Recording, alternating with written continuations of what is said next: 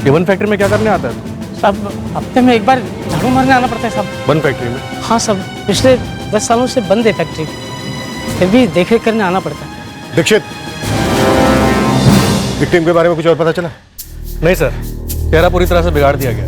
जेब में से कुछ अगरबत्तियां मिली और हाथ में से ही आटे का गोला। दूसरा गोला इसे वहां झाड़ू लगाते हुए मिला। अगरबत्तियां और आटे का गोला।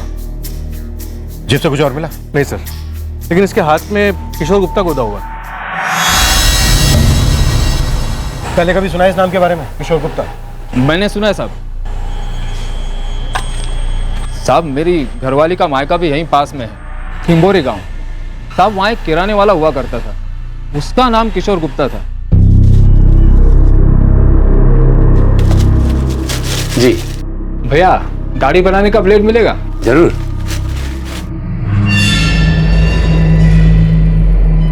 गुप्ता जी, सिंगल यूज वाली देना। बड़ी तेज नजर है आपकी।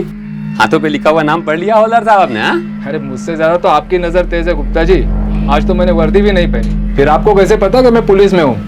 भाई बलदेव के दामाद हो, इसका मतलब पूरे गांव के दामाद हो। और फिर मुझे तो सबकी खबर रखनी ही पड़ती है, काम ही ऐसा है ना।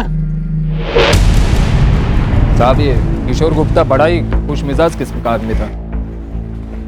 और कुछ जानते हो इसके बारे में? ज्यादा नहीं साहब, पर इतना जानता हूँ कि काफी पूजा पाठी आदमी था। और सुना है इसका एक बेटा और एक बेटी भी है, पत्नी नहीं है। वहीं गांव में रहते हैं। ठीक है, बुलाओ उनको। जी साहब।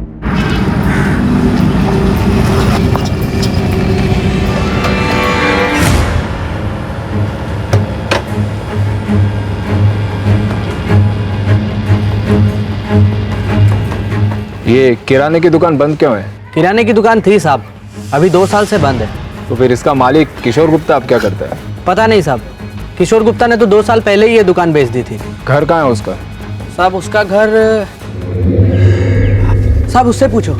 अजय, ये साहब किशोर गुप्ता का भतीजा है अजय, इसे पता होगा वो कहाँ रहता है।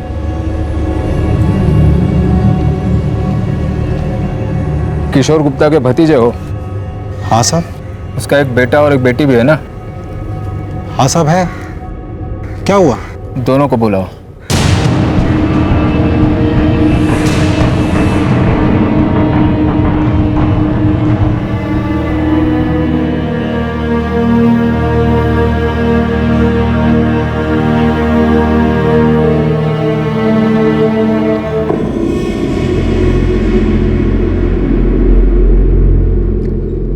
चेहरा काफी बिगड़ चुका है, हो सके तो हाथ का गोदना देकर पहचानने की कोशिश करो।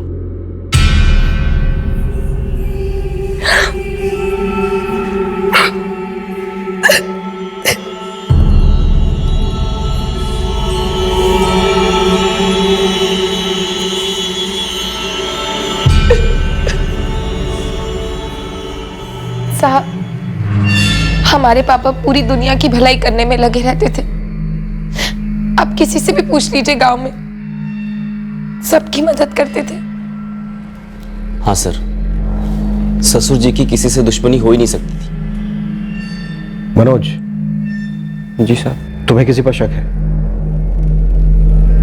तुम दोनों साथ में रहते थे, उनकी पैसों को लेकर किसी के साथ कोई अनबन? नहीं साहब, सब कुछ ठीक ठाक ही चल रहा था। देखो, पोस्टमार्टम रिपोर्ट आने के बाद ही तुम लोग उनका अंतिम संस्कार कर सकते हो। फिलहाल जा सकते हो, जरूरत पड़ी तो फिर से बुलाएंगे। जी सर।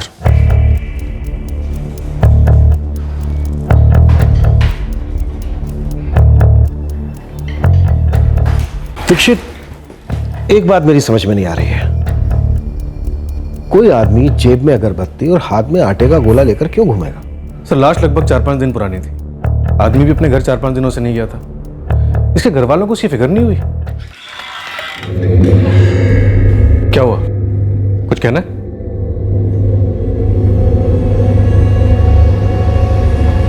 साहब, वो आप दुश्मनी के बारे में पूछ रहे थे ना? कुछ याद आया तुम्हें? साहब हमारा पड़ोसी है तेजपाल, पूरा नाम तेजपाल कुशवाहा। उस पर शक क्यों है तुम्हें? वो आए दिन पापा से झगड़ा करता रहता था। पूजा पूजा पूजा, ये पूजा नहीं है किशोर, पागलपन है। रात के 1 बज रहे हैं। मेरा मुहूर्त खराब कर रहा है तेजपाल, बहुत बुरा होगा। यकीन कर बर्बाद हो जाएगा तू। अरे और क्या बर्बाद हो जाऊंगा मैं? रातों की नींदें तो तूने मेरी वैसे ही बर्बाद करके रखी है। मनोज, किसी दिमाग के डॉक्टर से इलाज करा, तेरे बाप का पागल हो गया ये। इलाज तो तेरा होगा मूर्ख। दुनिया का कोई डॉक्टर बता नहीं पाएगा कि तुझे हुआ क्या है। मुझे धमकी दे रहा तू जानता नहीं है किशोर कि मैं क्या कर सकता हूं। पूजा करेगा ना तू? पूजा करेगा? चल एक बार और पूजा कर। तुझे हमेशा के लिए तेरे उसी भगवान के पास पहुंचा दूंगा मैं।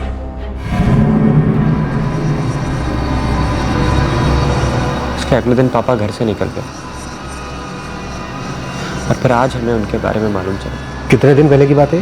करीबन 5 दिन पहले। मनोज, 5 दिन से तुम्हारे पापा घर वापस नहीं लौटे। तुमने मिसिंग कंप्लेंट दर्ज क्यों नहीं करवाई? सर, मेरे पापा काफ़ी धार्मिक किस्म के इंसान थे। वो अक्सर ऐसे ही निकल जाया करते थे, कभी जंगल तो कभी तीर्थ यात्रा पर, और हमेशा वापस भी आ जाते थे। तो हमें लगा कि हमेशा की तरह वापस आ जाएंगे, इसलिए हमने कोई कंप्लेंट नहीं लिखाई। ठीक है, हम इस तेजपाल से पूछताछ करेंगे। अभी तुम जा सकते हो। वैसे मनोज, तुम्हारे पापा जब रात को 1-1 बजे तक जोर जोर से पूजा करते थे तो तुम कैसे सो पाते थे? तुम्हें तकलीफ नहीं होती थी? साहब, कभी कभी तकलीफ की आदत हो जाती है। अब पता नहीं इस खामोशी में कैसे सो पाऊंगा। सर, पोस्टमार्टम रिपोर्ट है। मौत लगभग 5 दिन पहले हुई थी। गला घोट के मारा गया। उसके बाद पत्थर से चेहरा बिगाड़ दिया गया ताकि विक्टिम को कोई पहचान ना सके और कातिल को भी। दीक्षित, इस तेजपाल कुशवाहा से मिला हो। अधेड़ उम्र का किशोर गुप्ता देर रात को पूजा पाठ करता था, एक हफ्ते घर से गायब रहता था, जिसकी किराने की दुकान पिछले 2 साल से बंद थी और जिसकी लाश के हाथों में आटे के गोले और जेब में अगरबत्तियां पाई गई थी। इस व्यक्ति को आम साधारण आदमी तो कहा नहीं जा सकता था और जाहिर है कि यह मर्डर भी आम साधारण जुर्म नहीं था। पुलिस का पहला सस्पेक्ट था एक पड़ोसी जो किशोर गुप्ता के पूजा पाठ से बहुत परेशान हो गया था, तेजपाल कुशवाहा।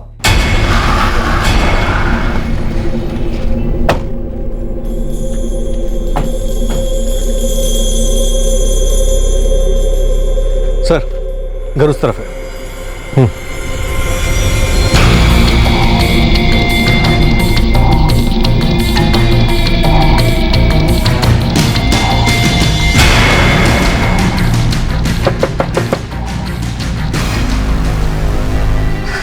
जी, तेजपाल कुशवाहा है घर पे?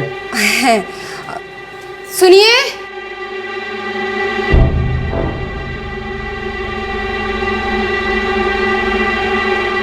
जी, ये मेरी पत्नी दर्शना है। हम लोग यहाँ पास की फैक्ट्री में खाना सप्लाई करते हैं। वही फैक्ट्री जो पिछले 10 साल से बंद है, जहां से हमें आपके पड़ोसी किशोर गुप्ता की लाश मिली। जी, किशोर के मर्डर के बारे में हमने भी सुना है। आपने तो उसे रात के 1-1 बजे तक सुना होगा, झेला होगा। जी, तकलीफ तो बहुत होती थी।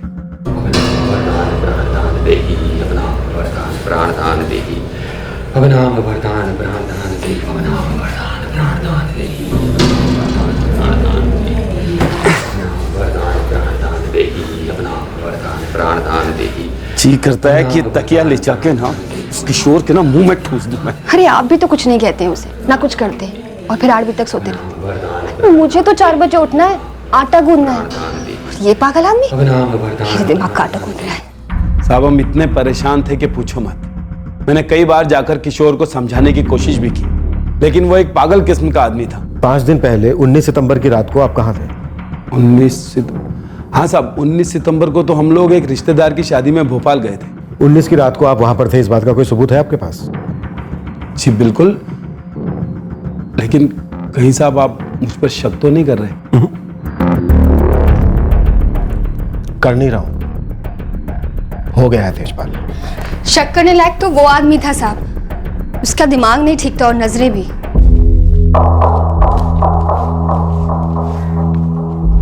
अरे दर्शना। जी किशोर जी। अच्छा, एक बात बताओ, अभी तक तुम लोगों को बच्चा क्यों नहीं हुआ? आपसे मतलब? अरे रुको तो, मतलब यही बात कर रहा हूँ। मेरी बात मानोगी तो तुम्हारी गोद भरेगी। आप मेरा रास्ता छोड़िए। अरे दर्शना। जी हाँ साहब, मेरी पत्नी पर बुरी नजर थी उसकी। दिन भर कोई ना कोई उल्टी सीधी हरकत करता था और रात में पूजा पाठ। जीना हराम करके रखा था उसने हमारा। हमें आप दोनों के फोन नंबर चाहिए। जी हाँ, ले लीजिए।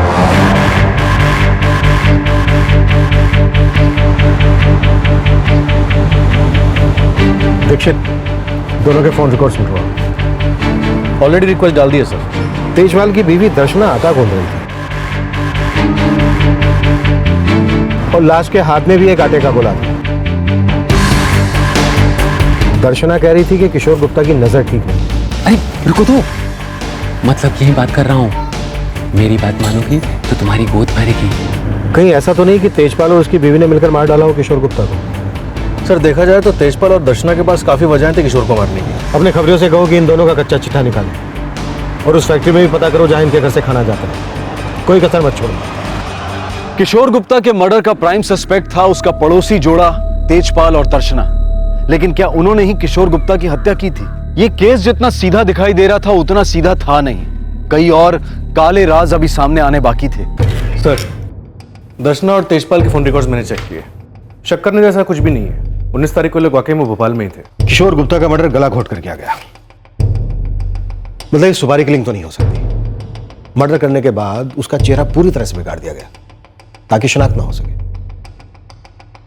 कौन हो सकता है जो किशोर गुप्ता से इतनी नफरत करता हो?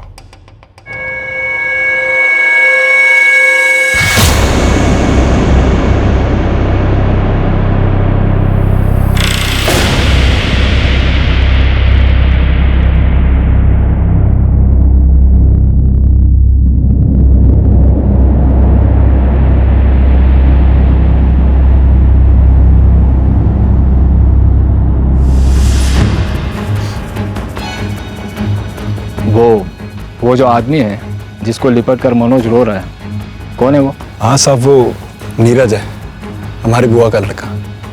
वो और मनोज साथ में फैक्ट्री में काम करते हैं।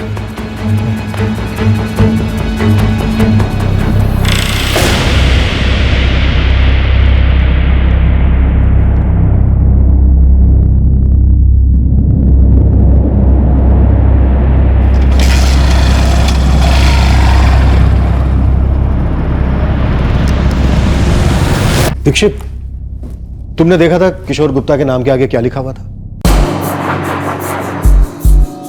भगत। भगत एक तरह का बाबा होता है। हाँ सर, रात को 1 बजे मंत्र पढ़ना, तेजपाल की बीवी को बच्चा होने के उपाय बताना, ये कोई जादू टोना वगैरह कर रहा था क्या? हो सकता है। और जहां काला जादू वहां काली करतूत है।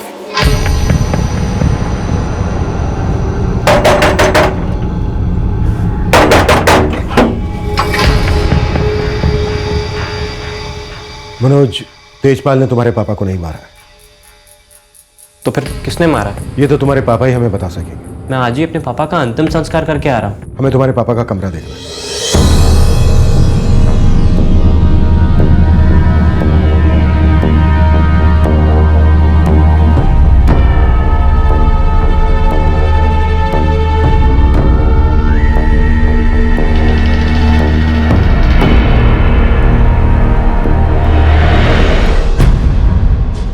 क्या है ये सब?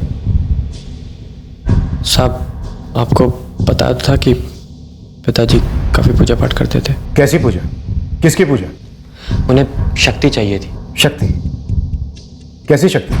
वही शक्ति जो कि इंसानों के पास नहीं होती। ऐसी शक्ति जिससे कुछ भी किया जा सकता है और कुछ भी कराया जा सकता है।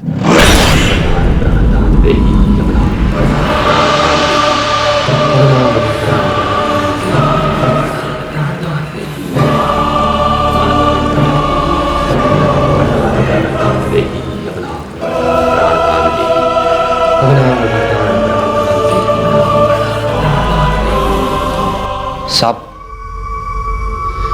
मेरे पापा तांत्रिक थे।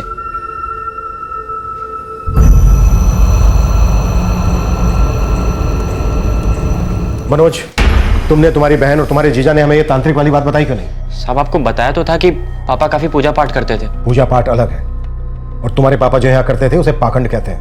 पूजा पाठ और पाखंड में बहुत बड़ा फर्क है, उतना ही बड़ा फर्क जितना कानून और जुर्म है। और तुम्हारे पापा जो यहाँ करते थे ना, वो कानूनन जुर्म है। साहब, मुझे इतना सब कुछ नहीं पता। अच्छा, दीक्षित, इसे और इसके जीजा अमित को थाने लेकर आओ।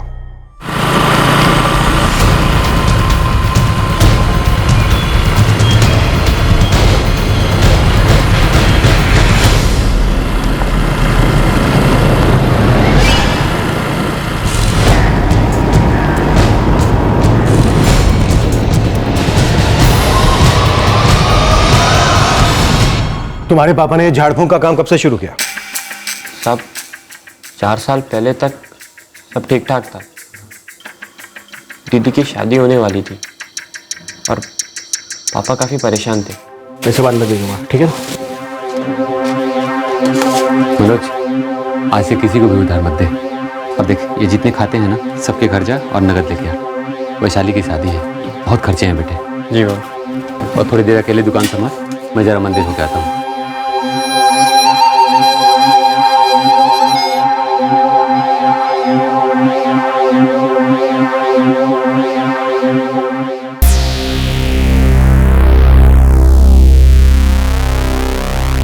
साहब मेरे पापा गुरुजी को बहुत मानते थे। कोई भी काम शुरू करने से पहले उनसे जरूर मिलते थे। ये गुरुजी कौन है? वो हमारे गांव के बाहर वाले मंदिर में रहते थे। किशोर, अपनी आंखें खोलो। सही रास्ता दिखा तुम्हें? तुम्हारी बेटी की शादी बिना किसी अड़चन के हो जाए और जो पैसों की तकलीफें हैं वो भी सारी दूर हो जाए। मुझे अपनी चरणों में जगह दे दो गुरुजी। मुझे अपनी चरणों में जगह दे दो गुरुजी। उठो किशोर, उठो। गुरुजी, अपनी विद्या मुझे भी सिखा दो। विश्वास करो गुरुजी, जान दे सकता हूँ आपके लिए। मेरी विद्या किसी की जान लेने या जान देने के लिए नहीं, वो तो लोगों को मरहम लगाने के लिए। हाँ, सीखने में जान पर बनाती है। बहुत संघर्ष करना होगा। मंजूर है? मंजूर है गुरुजी। वो गुरुजी तांत्रिक थे? हाँ, लेकिन वो ये काला जादू वगैरह नहीं करते थे। सफेद जादू करते थे। जादू होता भी था, तुमने खुद देखा कभी? नहीं साहब, मैं खुद तो कभी नहीं देखा और मुझे नहीं लगता कि ये जादू वादू कुछ होता है। पर पता नहीं ऐसा क्या घुस गया था पापा के दिमाग में। वैशाली, अब तू ही समझा अपने पापा को। अरे दुकान किसी और को दे रहे चलाने के लिए, खुद चले जाएंगे पहाड़ों में, संन्यास ले रहे। मैं कोई संन्यास नहीं ले रहा हूं और ना ही मैं कहीं बाहर जा रहा हूं। मैं तो अपने अंदर जा रहा हूं। देखो, जिस चीज के बारे में तुम लोगों को पता नहीं है उसमें दखल मत दो। पापा, लेकिन दुकान किसी और को देने की क्या जरूरत है? बेटी, मेरे गुरुजी ने मेरा भविष्य देखा है। ये दुकान अब मेरे लिए बहुत छोटी पड़ जाएगी। मुझे तो अपने अंदर के ब्रह्मांड को चलाना है, उसे काबू में करना है। लेकिन पापा, अपना मनोज संभालेगा ना दुकान? ये करेंगे ना मदद? जी बाबूजी, हम लोग हैं ना, हम लोग संभालेंगे दुकान। आप अपना पूजा पाठ जारी रखिए। जमाई बाबू, ये हमारा घरेलू मामला है। आप इसमें ना पड़े तो ज्यादा अच्छा हो। जी, गलती होगी। सर, अमित, तुम्हारे ससुर जी को लगता था कि तुम उनके घरेलू मामले में दखल दे रहे हो। सर, मुझे पता है कि आप लोग क्या सोच रहे हैं, लेकिन मैं आपको बता दूं कि मुझे पापा जी की बात का बिल्कुल बुरा नहीं लगा था। पर अच्छा भी तो नहीं लगा होगा ना? कत्ल की रात तुम कहां थे अमित? सर, आप लोगों को लगता है कि मैंने सवालों के जवाब दिए जाते हैं अमित चंदेल, जवाब में सवाल नहीं किए जाते, वो भी खास करके पुलिस थाने में। किशोर गुप्ता के अतीत के कई कंकाल सामने आने लगे। धीरे धीरे एक ऐसे आदमी और उसकी दुनिया का चित्र उभरने लगा जहां बेचैनी, डर और धोखे के प्रेत हर कदम पर घात लगाए बैठे थे। किशोर गुप्ता के साथ कुछ ऐसा हुआ था जिसकी वजह से उसने नैतिकता की लकीर पार कर ली थी। लेकिन सवाल यह था कि क्या यह लकीर सिर्फ किशोर गुप्ता ने पार की थी? जिस रात तुम्हारे ससुर किशोर गुप्ता का मर्डर हुआ, उस रात तुम कहां थे अमित? उस रात मैं घर पे ही था, फिल्म देख रहा था टीवी पर अपनी बीवी के साथ। और तुम मनोज? मैं भी घर पे ही था, फिल्म देख रहा था। हमें तुम दोनों के मोबाइल नंबर चाहिए।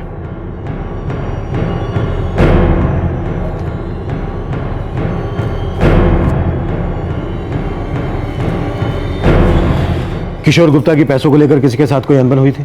नहीं साहब। अरे हुई थी ना। किससे? वो दूसरे वाले बाबा के साथ। हाँ साहब, एक बाबा थे।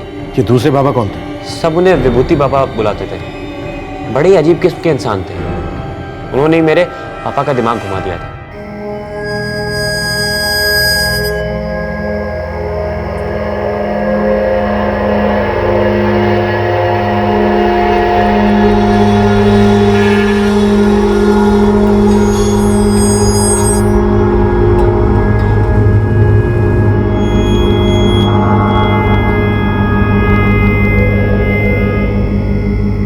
किशोर गुप्ता, बोलो कैसे आना हुआ? आपने मुझे पहचान लिया? जब भक्त गुरु के लिए तैयार हो जाता है तो गुरु उसे पहचान लेता है। तुम मेरी शरण में आए हो, है ना? आपके बारे में काफी सुना है मैंने, इसीलिए आपके पास आया हूं।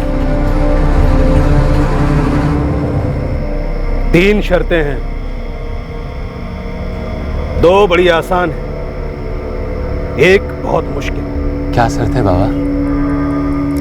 ये आदमी जो यहां से भी गया, हाँ, कोई बहुत बड़ा अमीर आदमी लग रहा था। हमारे लिए बहुत छोटा आदमी। हाँ, दक्षिणा बहुत बड़ी देगी, अपने आप में बहुत छोटी सी चीज, पर हमारी विद्या के लिए बहुत जरूरी है। पहली शर्त, मेरी शरण में आने के बाद तुम इस विद्या की शिक्षा किसी और से नहीं लोगे। और दूसरी शर्त बाबा? मुझसे जो सीखोगे वो तुम्हें इतनी ताकत देगा, ऐसी ऐसी आत्माएं तुम्हारे हाथों में कैद होंगी कि तुम खुद हैरान हो जाओगे। हीरे बरसेंगे गुप्ता, हीरे। पर शर्त क्या है बाबा? पहले ये बताओ, तुम मुझे गुरु दक्षिणा में क्या दो? आप जो हुक्म करें। 1 लाख। 1 लाख? ये जो विद्या मैं तुम्हें सिखाऊंगा, उसमें लगने वाली सामग्री इतनी सस्ती नहीं मिलती। उसे लेने के लिए मुझे बहुत दूर तक जाना पड़ेगा। इतनी आसान शर्त पर इतना क्यों सोच रहे हो गुप्ता? अगर विद्या नहीं लेना चाहते तो वापस चले जाओ अपने गुरु के पास। नहीं नहीं बाबा, मैं आपको नाराज नहीं करूंगा। दूंगा 1 लाख रुपए, दूंगा 1 लाख। और आखिरी शर्त बाबा? वक्त आने पर सबसे कीमती चीज भेंट देनी होगी, पैसों से भी ज्यादा कीमती। वो क्या है बाबा? बलिदान। मंजूर है बाबा, मंजूर है। 1 लाख रुपए तुम्हारे पापा के पास आए कहां से? सब विभूति बाबा को पैसे देने के लिए पापा ने दुकान बेच दी। कितने में? सर 2 लाख में। और हमें बताया तक नहीं। है ना? तू भी देख ले एक बार। हाँ।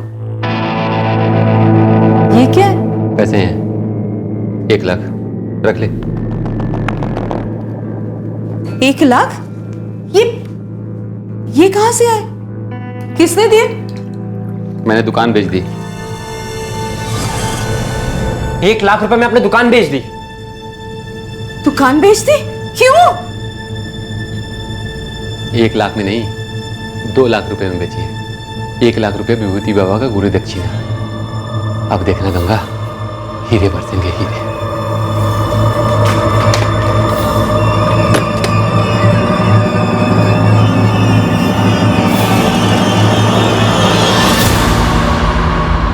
इस दुनिया में ऐसी कोई ताकत नहीं जो दिन को रात कर सके और रात को दिन।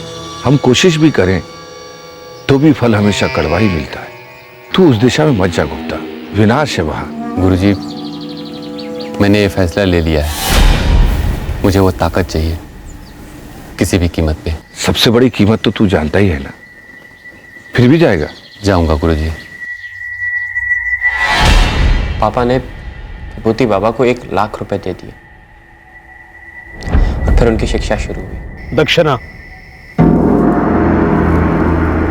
पूरे 1 लाख है बाबा।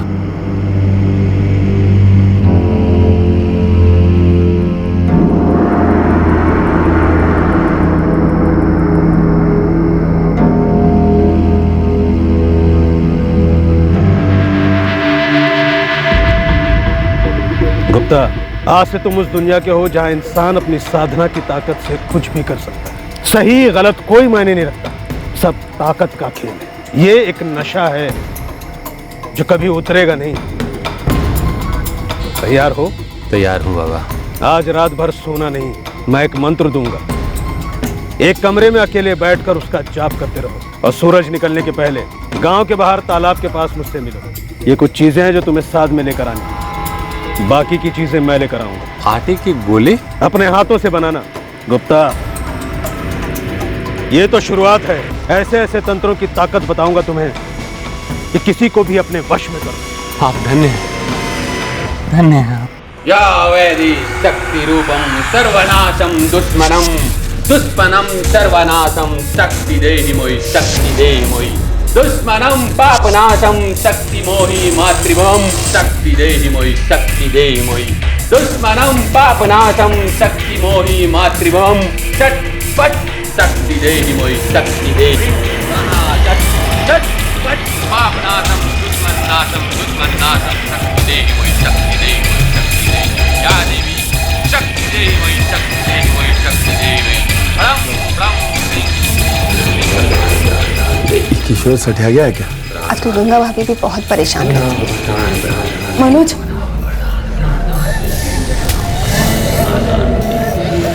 मत जा, बहुत डर लग रहा है मुझे। क्या हो गया मेरे पापा को? उस रात हम बहुत डर गए थे। पापा वो डरावने मंत्र इतने जोर जोर से बोल रहे थे कि पूरी रात ना तो वो सोए और ना हमें सोने दिया, और फिर अगले दिन सुबह होते ही निकल गए।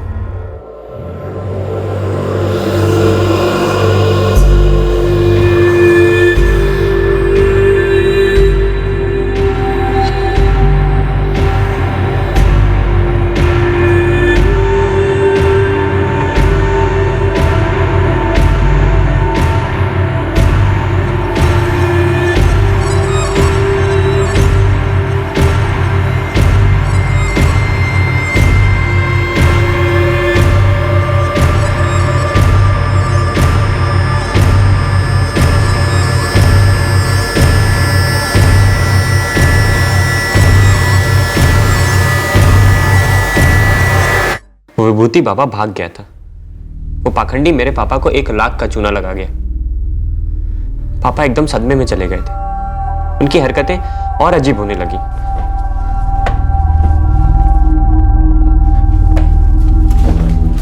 अरे ये क्या ढूंढ रहे हैं आप? बाकी के 1 लाख कहाँ गए? वो किस लिए चाहिए? विभूति बाबा कहीं चले गए। शायद उनका कहीं से बुलावा आ गया है।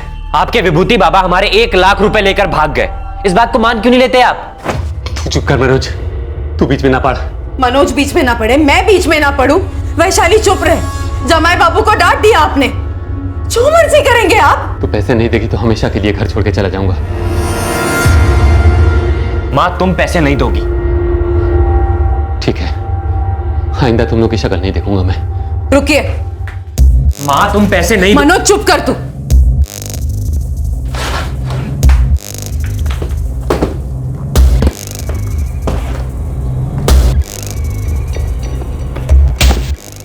लीजिए।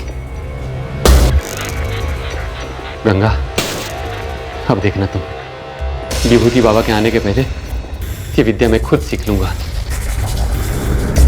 हीरे बरसेंगे गंगा। दुकान बिक गई।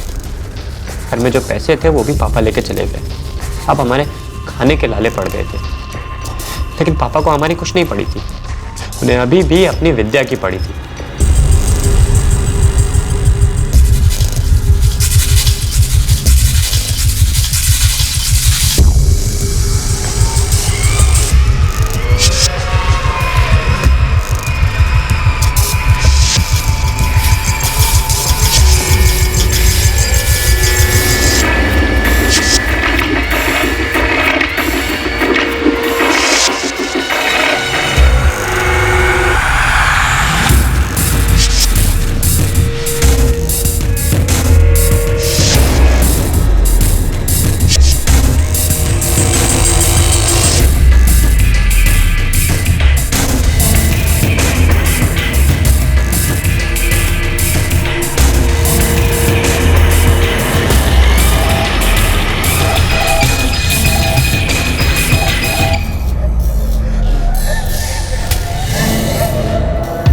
ये लो बेटा, कुछ साड़ियाँ और गहने, इन्हें अपने पास रखना। इस घर में रहेंगे तो जरूर बिक जाएंगे। माँ तुम कुछ दिनों के लिए हमारे घर रहने चलो ना। हाँ माँ जी, वैशाली ठीक कर रही है।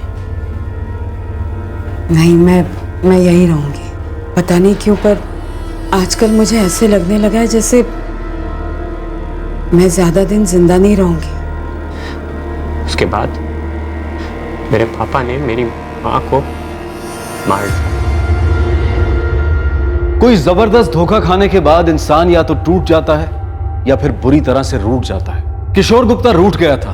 विभूति बाबा वाले हादसे ने ना सिर्फ उसके अरमानों को ठेस पहुंचाई थी, बल्कि उसके अहंकार और पुरुषार्थ पर भी वार किया था। किशोर गुप्ता ने अब ठान लिया था कि वो सारी दुनिया को साबित करेगा कि वो एक असाधारण, एक शक्तिशाली तांत्रिक है। और इस जिद और अड़ियलपन के हवन में रिश्तों की बलि चढ़ने लगी।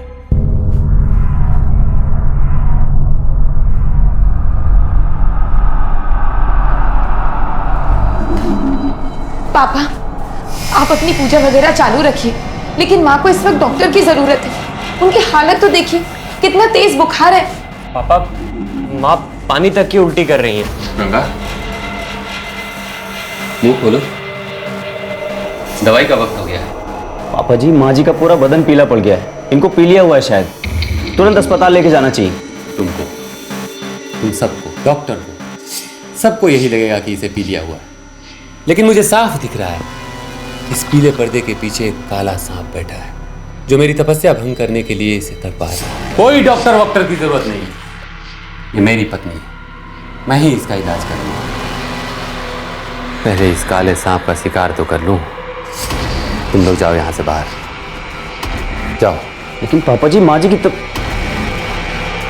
फिर से हमारे पारिवारिक मामले में दखल। जाइए आप लोग।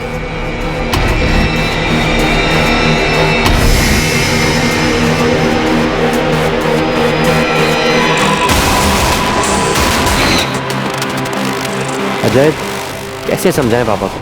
उनको आज तक कोई कुछ समझा पाया है? वो सुनेगी नहीं किसी की, ना मेरे बाप की ना इसके बाप की। और जब से वो बाबा बनने लगे हैं ना, रिश्तेदारों को दूर ही रखा है उन्होंने अपने आप से। वो सब तो ठीक है अजय, लेकिन इस वक्त मामी की जान खतरे में, उसके बारे में सोचो। मैं भी यही चाहता हूँ काकी जल्दी से ठीक हो जाए। मेरे पास एक रास्ता है, आप दोनों साथ देंगे मेरा? मुझे मेरी माँ को किसी भी हालत में बचाना था। उनकी हालत बहुत ही खराब हो चली थी। आलम बालम प्रतिकालम भो विराट नामकारम। आलम बालम प्रतिकालम भो विराट नामकारम। सिम तक्षक, सिम सिम तक्षक, सिम सिम तक्षक, सिम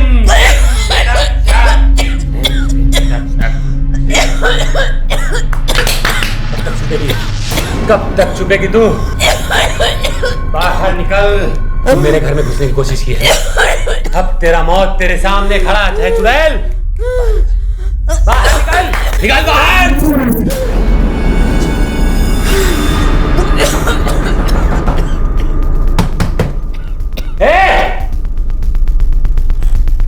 अब बहुत हो गया किशोर, बंद कर दे ये सब, नहीं तो पुलिस बुला लूंगा मैं अभी। मैं तेरे मरे हुए बाप दादाओं को बुलाऊंगा। बकवास बंद कर अपनी, और गंगा भाभी को किसी अस्पताल ले जा।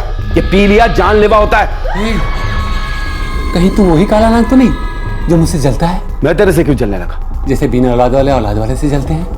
पीट दूंगा तुझे अभी किशोर, पकड़ कर। पीटने से तो तू बाप बनेगा नहीं। सुन सुन, बैठ बैठ, यहाँ बैठ। तुझे एक बात बताता हूँ, सुन। तुम दोनों मुझसे इलाज कराओ।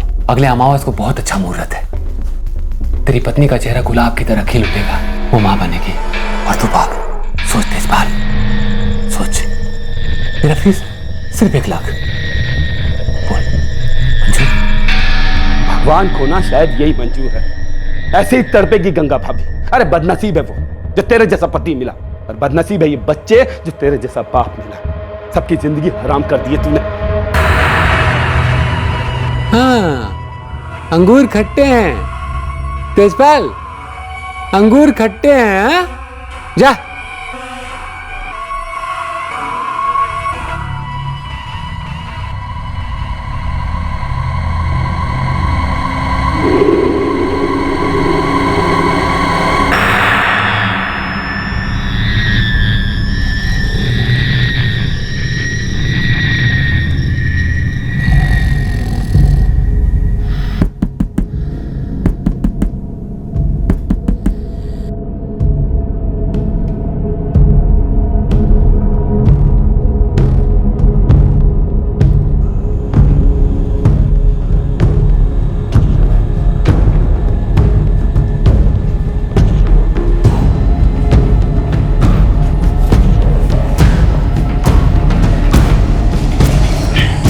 रुको।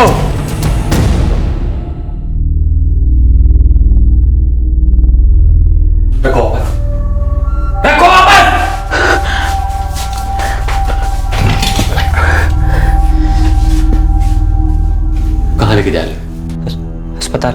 काका बहुत खराब हालत है गंगा काकी। मामा जी आप चाहे जो भी कर लीजिए, हम मामी को अस्पताल लेकर ही जाएंगे। मेरे लाश से गुजर के जाना होगा। और मनोज तू अपने बाप को मारेगा? पता है ना, पूरी जिंदगी में तुझे कितना तड़पाऊंगा। मेरे शक्तियों का अंदाजा नहीं है तुम लोगों को। दफा जाओ, इससे पहले कि मेरे मुंह से कोई श्राप निकले। दफा जाओ। पापा ने किसी की नहीं सुनी और मां चल बसी तड़प तड़प के। हाँ सर, पापा जी में कोई बदलाव नहीं था। वो जैसे के तैसे थे, अपनी दुनिया में मगन। पापा दरवाजा खोलिए। पापा मां जा चुकी है। पापा पापा पापा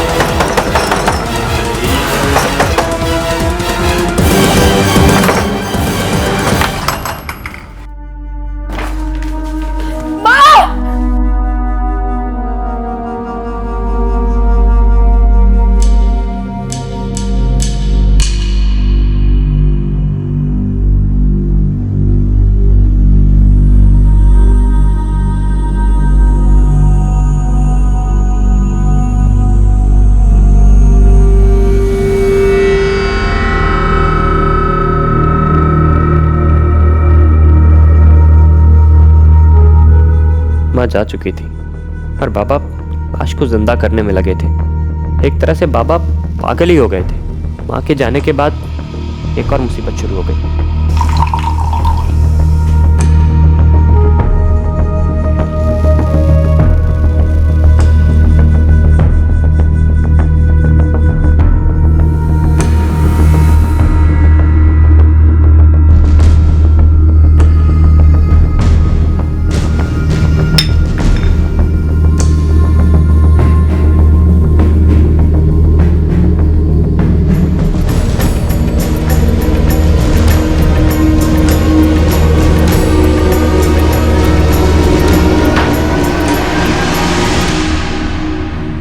मनोज, शायद तुम्हारी मां के जाने के बाद तुम्हारे पापा सदमे में थे, उन्हें पछतावा हो रहा था।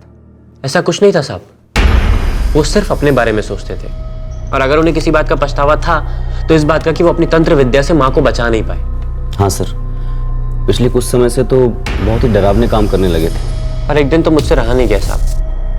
मैं फैक्ट्री से थका हारा घर लौटा और तब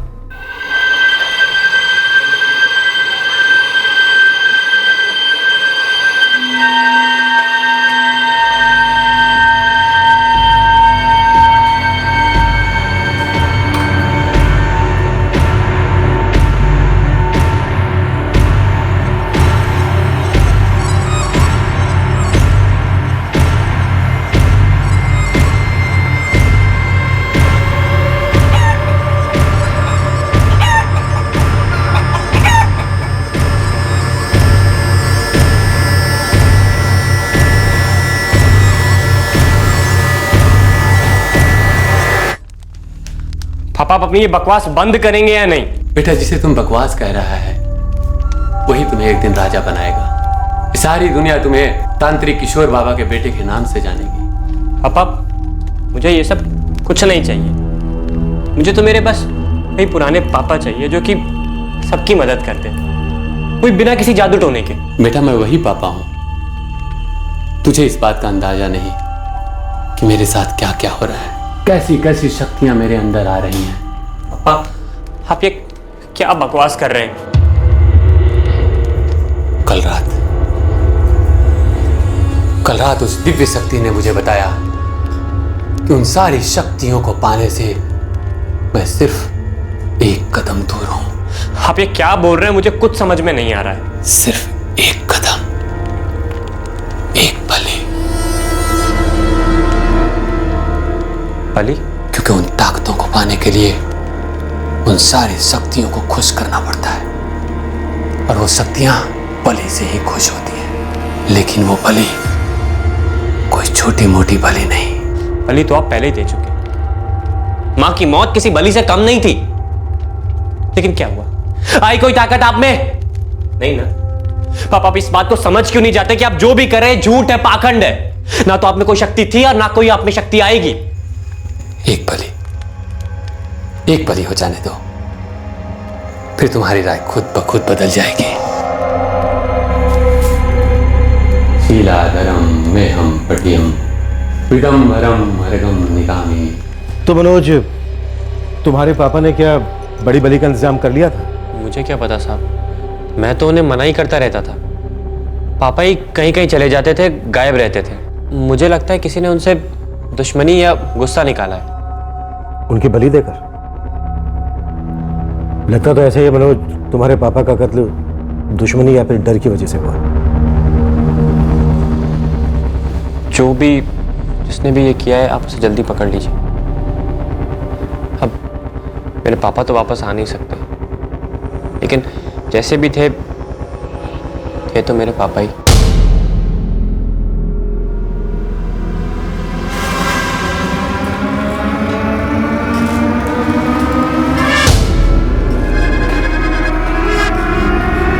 हाँ मनोज, मैं भी यही सोच रही थी, इस घर को बेच देना ही ठीक रहेगा। पता नहीं दीदी, लेकिन अभी भी मुझे रात को नींद नहीं आती, डर सा लगा रहता है। अभी डर तो लगेगा। वैसे मनोज, घर बिकने तक अगर तुम चाहो तो हमारे यहाँ आके भी रह सकते हो। मैं भी यही कहने वाली थी, तो आज ही आ जा।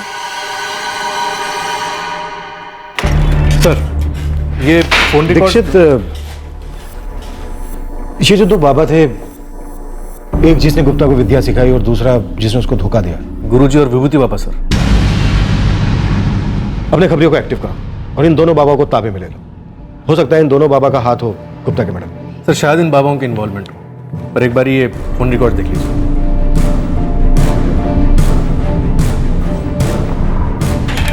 साहब, कुछ पता चला है, एक बंदा है, मिल लीजिए।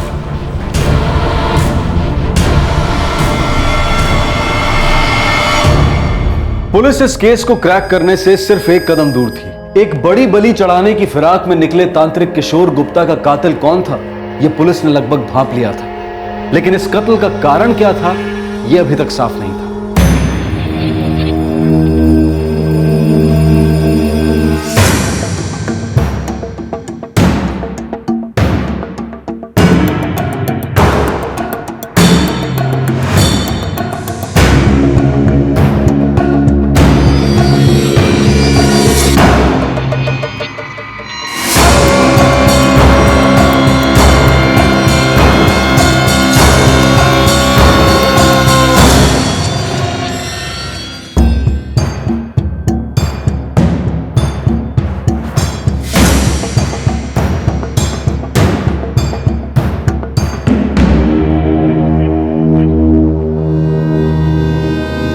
चलो, सिर्फ मनोज, तुम्हारे पापा के सबसे बड़े दुश्मन थे खुद तुम्हारे पापा। उन्हें ज्यादा ताकत चाहिए थी। हो सकता है बड़ी बली के लिए उन्होंने खुद की जान ले ली हो। आखिरी के दिनों में तो वो इतना पीने लगे थे कि उन्हें किसी बात का होश नहीं रहता था। हो सकता है कि उन्होंने खुदकुशी की हो, पर ऐसा हुआ नहीं, क्योंकि तुम्हारे पापा की मौत गला घोटने की वजह से हुई। कोई भी आदमी अपने दोनों हाथों से अपना गला नहीं घोट सकता। पत्थर से उनका चेहरा निकाला गया। कोई भी आदमी खुद पत्थर से अपना चेहरा नहीं बिगाड़ सकता। तुम्हारे पापा खतरनाक बन गए थे। अगर वो नहीं मारे जाते तो किसी दूसरे की जान ले लेते, बड़ी बली के लिए।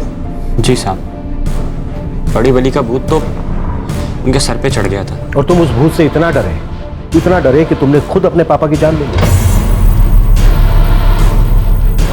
कबूल कर लो मनोज, क्योंकि तुम्हारा जोड़ीदार सब कुछ बदल चुका है।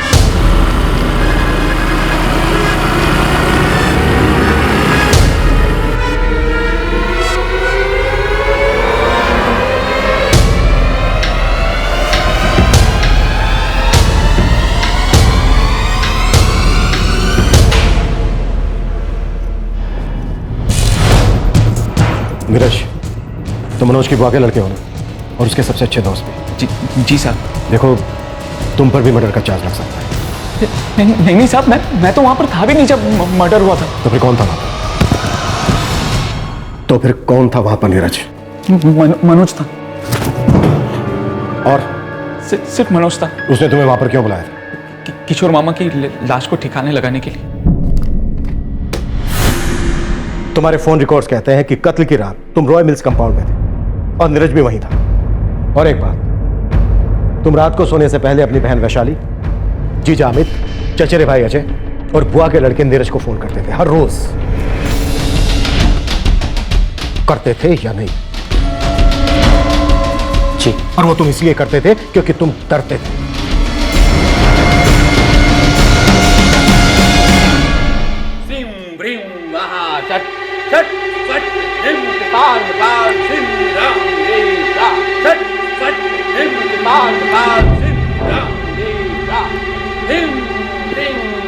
हेलो दीदी। हाँ साहब, मनोज रोज फोन करता था सोने से पहले। क्यों?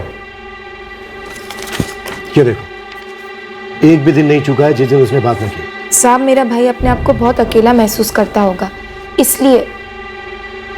लेकिन आप लोग ये सब क्यों पूछ रहे हैं? मेरे हिसाब से उसे बात करके थोड़ा अच्छा लगता होगा कि शायद उसका कोई है। सर, उसे डर लगता था। किस बात का डर? मनोज को इस बात का डर था कि किशोर मामा उसकी जान ले लेंगे। उसे ऐसा क्यों लगता था? पता नहीं साहब, पर वो बोलता रहता था कि मार डालेंगे मुझे मार देंगे नीरज। तुम देखना, पापा एक दिन सच में मुझे मार देंगे। और इस डर ने तुम्हें इतनी ताकत दे दी कि तुमने अपने पापा का कत्ल कर दिया। मेरे पापा तो कब के मर चुके थे। ये तो बाबा था, तांत्रिक बाबा, लालच में अंधा। शैतानी ताकत पाने के लिए ये कुछ भी दांव पे लगा सकता था। तुम्हारे पापा ने कभी कोई तुम्हें किसी तरह की धमकी दी थी या अटैक किया हो? मेरी हर रात कांपते कांपते गुजरती थी साहब। मुझे उनके मंत्रों की आदत कभी नहीं पड़ी थी। मेरी जिंदगी हराम हो गई थी। और मां के जाने के बाद तो एक रात भी नहीं सोया था मैं।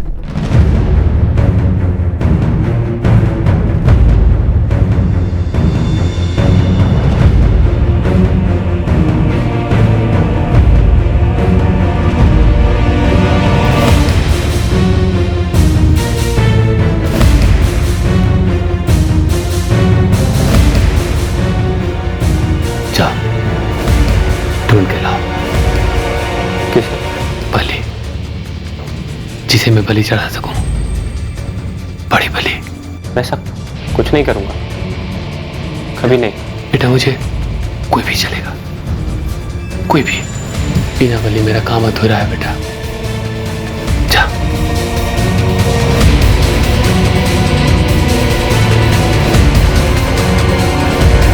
जिस तरह से पापा ने मुझे देखा, मैं समझ गया था कि वो मुझे भी मार सकते हैं।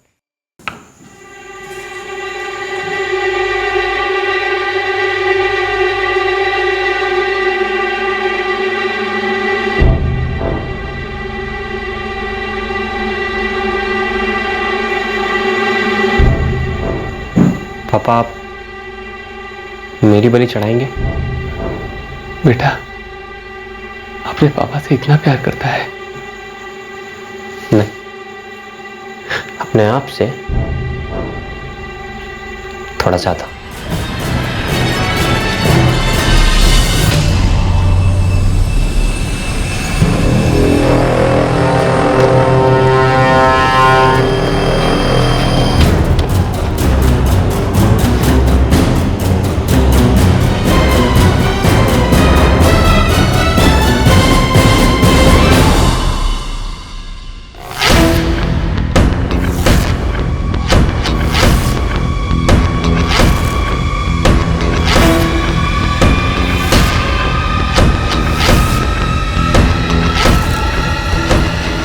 वक्त मुझे जो ठीक लगा मैंने वही किया।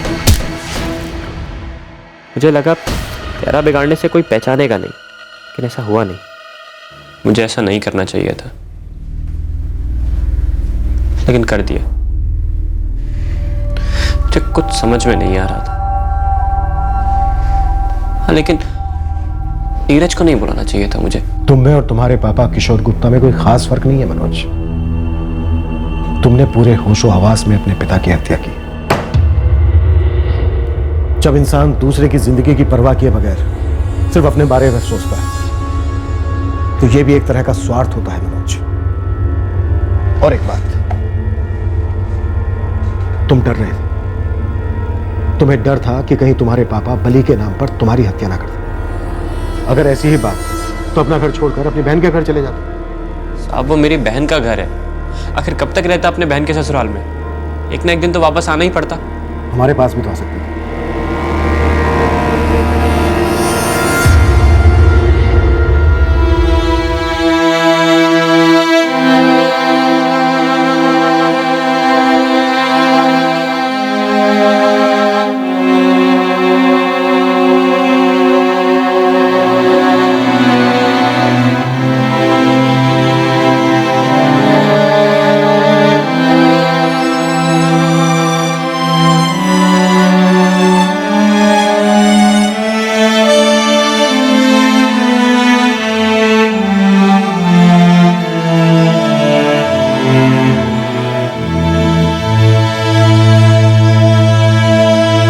मनोज गुप्ता पर आईपीसी की धारा 302, 201 और धारा 34 के तहत हत्या, सबूत मिटाने और पुलिस को गुमराह करने के चार्जेस लगाए गए हैं। नीरज गुप्ता को भी धारा 201 के तहत गिरफ्तार किया गया है। मनोज और नीरज दोनों इस वक्त जुडिशियल कस्टडी में हैं। हम में से ज्यादातर लोग श्रद्धा और जादू टोने के बीच के फर्क को समझते हैं। कुछ नहीं तो अक्सर बेसिक कॉमन सेंस हमें इस अंधश्रद्धा का शिकार होने से रोकती है। लेकिन जब जीवन में तनाव का पलड़ा भारी हो जाता है, लालच गिरेबान को कस लेता है, तब हम में से ही कई लोगों की लॉजिकल सोच विभूति बनकर हवा हो जाती है और हम पाखंड, नौटंकी और पिछड़ेपन के दलदल में धंसते चले जाते हैं। मनचाहे रिजल्ट्स जब नहीं मिलते तो हम और धंसते जाते हैं और पहुंचते हैं जुर्म के तहखाने में। कुदरत और नियति को अपने वश में करने का प्रयास सरासर बेवकूफी है जो खतरनाक जुर्म को जन्म दे सकता है। और ऐसा आए दिन होता है। जब भी हमारे या हमारे चाहने वालों के अंदर ऐसा डर या लालच पैदा हो तो उसे एक वार्निंग, एक दस्तक समझकर तुरंत सतर्क होने की जरूरत है। काला जादू, सफेद जादू, ये सिर्फ एक बेतुकी सोच है। इससे न कभी किसी का भला हुआ है और ना ही होगा। आपसे फिर मुलाकात होगी क्राइम पेट्रोल सतर्क में एक और नए केस के साथ। तब तक अपना ख्याल रखें, सुरक्षित रहें, पूरी श्रद्धा के साथ अंधश्रद्धा से लड़ते रहें और याद रखें, सही वक्त, सही कदम, सतर्क रहें।